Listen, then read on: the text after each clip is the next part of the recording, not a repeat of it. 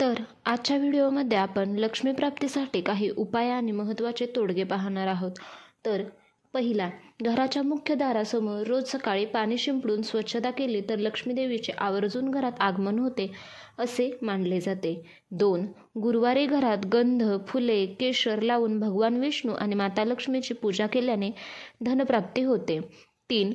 रात्री झोपण्याआधी गॅसवरची सर्व भांडी रिकामी करावी आणि किचन ओटा तसेच गॅस स्वच्छ केल्याने घरात अन्नधान्य आणि पैसा यांची भरभराट होते. 4. लक्ष्मी देवीला पांढरे कमळ अतिशय प्रिय आहे. शक्य असेल तर लक्ष्मीपूजनात पांढरे कमळ अर्पण करावे. 5. नेहमी दक्षिण दिशेला डोके करून झोपू नये, कारण त्यामुळे नकारात्मकता येते, पैशाची गळती होते. 6.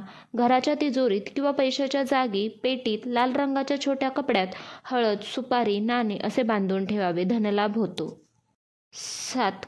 शुक्रवारी लक्ष्मी देवीला प्रसन्न करण्यासाठी गोरगरिबांना दूध आणि मिठाई याचे वाटप किंवा दान करावे. 8. देवघरात तुपाचा दिवा लावल्यास दररोज घरात आनंद, शांती आणि संपत्ती टिकून राहते.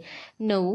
घराच्या ईशान्य कोपऱ्यात नेहमी स्वच्छता ठेवावी, कारण हा कोपरा धनलक्ष्मीचा स्थान मानला जातो. 10.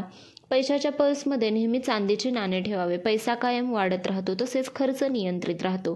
11. शनिवारी कावळ्यांना अन्न घालावे किंवा द्यावे, पूर्वजांची कृपा होते, धनलाभ होतो. 12. पिंपळाच्या झाडाला गुरुवारी पाणी घालून त्याभोवती 7 वेळा प्रदक्षिणा घालाव्या, धनप्राप्तीच्या अडचणी दूर होतात. 13. घरामध्ये सातत्याने सत्यनारायण पूजा केल्याने सुख समृद्धी वाढते. 14. रात्री झोपताना रिकामी भांडी ठेवू नये, कारण त्यामुळे घरातील समृद्धी नष्ट होते. 15. घराच्या दारावर शुभग्रह तोरण लावल्यास सकारात्मक ऊर्जा येते आणि लक्ष्मीचे आगमन होते. 16. शुक्रवारी माता लक्ष्मीला गुलाबाचे फूल अर्पण करावे, अत्यंत शुभ मानले जाते. 17. रोज संध्याकाळी घरात शंख वाजवल्याने नकारात्मकता नष्ट होते किंवा शंखनाद केल्याने घरातील नकारात्मकता नष्ट होते आणि लक्ष्मीचे आगमन होते.